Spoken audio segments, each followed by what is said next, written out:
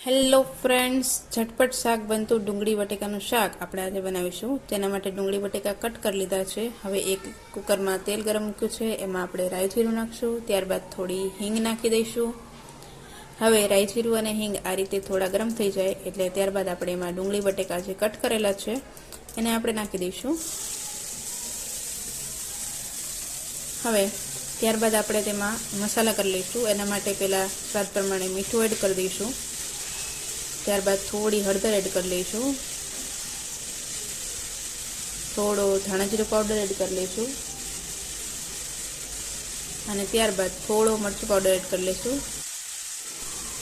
ત્યારબાદ આપણે બધી જ વસ્તુને આ રીતે મિક્સ કરી લઈશું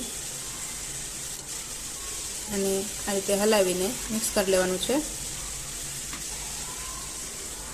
બધી વસ્તુ આ રીતે મિક્સ થઈ જાય એટલે આપણે તેમાં 1 ગ્લાસ પાણી એડ કરી દઈશું।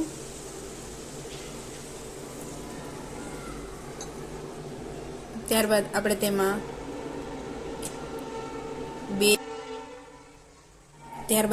ટમેટા એડ કરી દઈશું। હવે ફરીથી એકવાર આ રીતે મિક્સ કરી લઈશું અને કુકરનું ઢાંકણ ઢાંકી દઈશું અને 3 સીટી થાય ત્યાં સુધી આપણે એને થવા દેવાનું છે। આ રીતે 3 સીટી થઈ જાય એટલે આપણું ફટાફટ શાક બની ગયું છે અને 10 જ મિનિટમાં ફક્ત આ શાક બની ગયું। આ રીતે તમે પણ જરૂરથી ટ્રાય કરજો અને જો તમને મારી રેસીપી ગમતી હોય તો મારી ચેનલને લાઇક કરો, શેર કરો અને સબસ્ક્રાઈબ કરો। Thank you for watching. Thank you.